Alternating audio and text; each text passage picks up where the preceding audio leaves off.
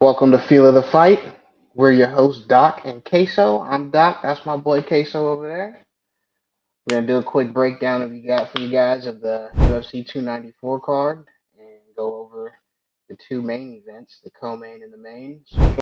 Abu Azater versus your favorite prisoner, Cedriquez Dumas. I'm not gonna lie to you. You look like you've done at least 15 years in the penitentiary. I hope whatever your past life was, you got through that, and things are well now. Looks like you're doing well with a record of 8-1-0. Coming out of the USA versus a 14-3-1 fighter out of Morocco. What do you know about these two? Dumas is actually really impressive despite the appearance on the outside. You know, he looks like, honestly, like one of the random fighters you'll see on like a Indian reservation fighting. Yep. But Or no, like that a guy's built really, UFC 4 character. yeah, he's been really impressive from what I've seen. So, but Azaitar is also really impressive outside of coming off a loss at the very last second in his last fight against Marc-Andre Barrialt. Literally, the last 4 seconds, he lost by ground and pound. Before that, Oh he man. beat. I think this is probably going to be a pretty even fight, but I don't expect it to go to the judges. Yeah, I'm looking at it. I'm looking at the size of both of them. It's kind of odd to me that they're even in the same weight class. I mean, I guess one's 5'9", one's 6'2".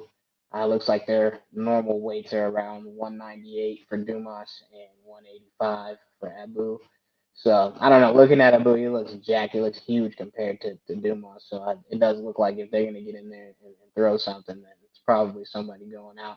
One thing I know about them long rangey fighters is they seem to always have like a weird pop on the end of their punches. I don't know if it's something with like leverage or I don't know, but they always have a little bit of weird power, kind of like Sean O'Malley. So I Yeah, don't know. Abu's looking like he's got a big head. He did take a loss on his last one. So I'm gonna go with Dumas. You know what I mean? I think he's gonna get it done. I'm gonna go with. I don't think it's going the distance either. I'm gonna go ahead with knockout. yeah. I'm also going to go with Dumas by knockout. He's got 50% knockout ratio. Only two of his wins by decision. I'm going to go ahead and take that. Yeah, shit, you got a 50% knockout ratio and a 57% knockout ratio on both sides. Dumas again 30% submission ratio. So dude's a Yeah, so killer. I'm definitely gonna have to go with him. Take this one. What you got? Javid Basharat and Victor Henry. This is actually going to be a really fun striking fight. I saw Victor Henry at the Ngannou versus Gon card, and he beat Ronnie Barcelos by decision. And man, he was just on fire that entire night. Yeah, he looked Uh, very impressive that night. yeah, he was really fun to watch with his striking. Unfortunately, came up short against Rafael Sunsal. So when he went against an upper talent, came up short. But it was by decision. And then he beat Tony Gravely by split decision. That's a familiar opponent for Basharat as well. Basharat beat Tony Gravely by unanimous. Okay. Uh, I think both of these guys are just really good strikers. I think it's going to go a decision no matter what. Both of these guys have most of their fights by decision. It's going to be a fun striking fight. Could be fight of the night, honestly. Yeah, I Uh, can see that being that as well. I think Basharat's probably more efficient than Victor Henry. If Basharat's smart, he mixes up some takedowns at least. This one's honestly a coin toss for me, but it looks like on Tapology, Basharat leads with 95% of the votes. I think that's kind of crazy. I don't think any of the people who are voting are really familiar with Victor Henry.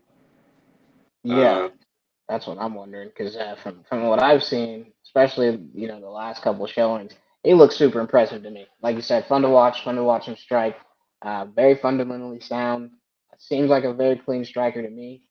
And I think for Boscherad, I do think he can be a little bit more efficient, but I think the efficiency may be what kind of gets him in trouble with this one because you're going to have somebody so accurate in Victor Henry, and he's going to come at him and try to land some shots. So I think if he could systematically break him down and land something clean, I would take Victor Henry. I don't see necessarily a finish in this one. I think they're both a little bit too good. Sometimes you have these good strikers that face each other. It kind of gets stale sometimes. So it's either going to be, like you said, fight of the night, or it might be a little bit stale, and we'll have to take a decision at the end. And I think either way, it's going to go to the last round. I think I'm going to take Victor Henry for the win. Yeah, this is definitely. I feel like realistically, this should be like an even money fight. I'm gonna go with Victor Henry, probably by a hair, maybe a split decision. I do expect Yeah, it to be. If it goes to a decision. yeah. I think the same thing, but again, this could be one right here. So everybody keep your eye on that one. Could be Muhammad Yahya and Trevor Peek. Now, let me just say this. Trevor Peek, you just might be my new favorite fighter in the UFC. You do some weird shit, and I love every bit of it. Every bit of it. I love it. So I'm gonna go right off the rip before we even break it down any further. I'm rocking with Trevor Peek until the wheels fall off. You know what I'm saying? If you're with that weird shit, then hop on the Trevor Peek train. Because when you got fighters that throw weird things, just like we saw a little bit. I hate to even bring this fight up because it was kind of ass, but the KSI Tommy Fury fight, when you got someone that is so technical versus somebody that does some off the wall shit, it's kind of hard to read it at first. So Trevor Peek, I'm rocking with you, dog. Let's do it. Yeah, Trevor Peak's definitely super fan friendly, but he is coming into enemy territory. Muhammad Yahya, excuse me, fights out of the UAE. They're fighting in the UAE. Uh, he's on a 5-fight winning streak right now. Only been fighting for UAE Warriors. Uh, he, I think Trevor Peak's such a fan favorite that he doesn't even. That's the whole reason he's probably leading right now on Tapology by 60% of the votes. Yeah, Because it's not even a skill based thing. It's a fan friendly thing. That's it. yeah, Bias. I feel like this could be an even fight. What's the percentage of Trevor Peak's wins by? 100% TKO. All right, yeah, 50%, or excuse me, close to 60% for Yaya. So it's probably going to be a knockout no matter what. He is making his UFC debut, and I feel like Trevor Peak's the worst kind of guy to have to deal with the jitters against. Yep. So Because he I'm doesn't probably, give a shit. He's not nervous about nothing. It doesn't seem like it, at least. He's about to come out there and party. yeah, I'm going to go with Peak as well on this one. This seems like a bad showing for the UAE on this. Yeah, if you look at, like you said, first of all, 100% KO, TKO ratio, average fight time, in only 9 minutes, 12 seconds. He does average at least a knockdown pretty much every fight. Significant strikes, he's throwing 53% of his strikes are significant strikes. So if you're looking at that coming in, like you said, for a debut fighter, a little bit of nerves and things like that going on with this dude just running at you, throwing punches and kicks from every angle you could think of. Yeah, might be a shit show for him. So we'll see. Rocking with Trevor Peak again, and I think this And this one this one could be another one that could be performance of the night worthy. You know what I mean? Could be something like that because this dude's pretty wild. overall, it's really good placement by the UFC, putting it as the co-main for the prelims because that's when everyone really starts to tune in. If you're more of a hardcore fan, Yeah, uh, 100%. there's really good placement. Everybody's going to be starting the night strong if they tune in during this one. Yeah, I think that's a perfect fight leading into this one because you got Tim Elliott fighting Muhammad Mokaev, and I think again this is two fighters. Muhammad a little bit more straight up and down, but a wild dude. Also, just a wild dude. He comes out fast, quick, and he's willing to throw and do whatever as well. Gonna definitely look to grapple you and try to hold you down. Tim Elliott, if you know Tim Elliott, he's the king of the weird shit when it comes to being inside the octagon. Uh, Tim Elliott does a lot of weird and awkward things. I believe his Instagram handle is awkward MMA. So if that doesn't speak to exactly who he is, then I don't know what does. Gonna be a tough dude to hold down. He's a squirrely dude, can wrestle his ass off as well. So we'll see how well that goes for Muhammad. I think with the experience of Tim Elliott, honestly, I'm gonna have to take Tim on this one. I think if he can stay composed and not get taken down every single time, kind of stay squirrely in there and just kind of beat Tim and flow, I'm not sure if Muhammad's ever dealt with that or anybody that will come out with the kind of confidence that Tim has. Also, the little bit of personal issues that Tim has. I'm going to step into my John Anik shoes for a minute.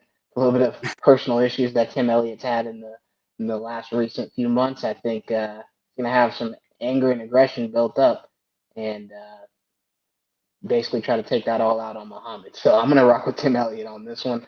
I also think this one goes to decision, though. What do you think? I've been a long time Tim Elliott fan. I think most hardcore fans have. You know, he's really entertaining. One of the more entertaining guys at lightweight, or excuse me, flyweight. Uh, Man, I think they expect him to win already because he's actually Muhammad Mokaev's not 10-0. He's 9-0-1. He's got a no contest on the record. Just had to correct the UFC real quick. But overall, he's 30-0. If you combine his amateur record, that was undefeated 22-0. So I knew about Muhammad Mokaev for a long time, even before, because he was fighting on the IMAF, which is pretty much like the annual Olympic or like World Games for amateurs. Yeah. And I saw him winning there all the time, and then I watched him come up in Brave FC. So I did know about this guy for a long time coming up. I think he's going to be one of the guys that fights for a title really soon. He probably. I mean, this is going to be the real test, right? He's never fought anybody like Tim Elliott or ranked this high. I think he is. That's what I'm saying. Tim Elliott's kind of been there. He's been around. He's been in there with some of the best. He's definitely been in there with a lot of former world champions. So I think for sure this is going to be the biggest test for Muhammad. But I do agree with you. For one, the stats on the UFC side looks like they're definitely pushing for the win already. So if you guys want the real stats, you want accuracy, you come to feel of the fight. We'll go ahead and take care of that for you. Don't worry about it. But as far as Muhammad goes, I do think, like you said, him coming up, Brave FC and things like that, he's got a lot of experience, but I think this is going to be the toughest test for him to date, and especially the toughest test for him in the UFC. Somebody like Tim that's got all this experience, I don't think it's going to be as easy. You know what I mean? As easy as he's expecting it to be, because he's definitely been somebody calling for the top spot since he's pretty much entered the UFC. Yeah, I'd say the toughest competition he's had so far is Charles Johnson, former LFA flyweight champion. He beat him pretty easy, not going to lie. He dominated him with the wrestling, but Tim Elliott's going to be scrambling all day. It's going to be a really tough fight. But like I said, I see Mokaev fighting for a title pretty soon. I'm going to go with Mokaev by decision. I think he's got enough control to probably get Tim Elliott in spots where he can't move as much. And I think he might actually find a submission during those scrambles, which not a lot of people are able to do against Elliott, obviously, but I think he's going to actually pull it off, honestly. Yeah, I do feel the same way. I feel Tim is going to be harder to control at least from Muhammad than is what he's used to, because Tim's just an awkward guy. He's a squirrely guy. He has a wrestling background. Was in the camp with James Krause for a while, so I know he knows how to grapple and do a lot of different things and mix it up in there. So I do feel if Tim can stay in control of himself in those scrambles and not make a silly mistake and leave his neck open or something like that, I believe that he can kind of get it done. I believe he can get up, push the pace in between those scrambles, and I believe he will throw. I believe he'll throw a lot more than Muhammad will in between those scrambles when they are on their feet, as Tim generally does. And so I feel, with that being said, I think the decision would go to him if he can keep it on his feet and not be completely dominated or held for long periods between every round. Yeah. So we're split on this one. I think this is the first one, or maybe the second. This is the second one that we're split on. That's okay, though. We're going to go. I'm going with Tim Elliott. Let's go, Tim.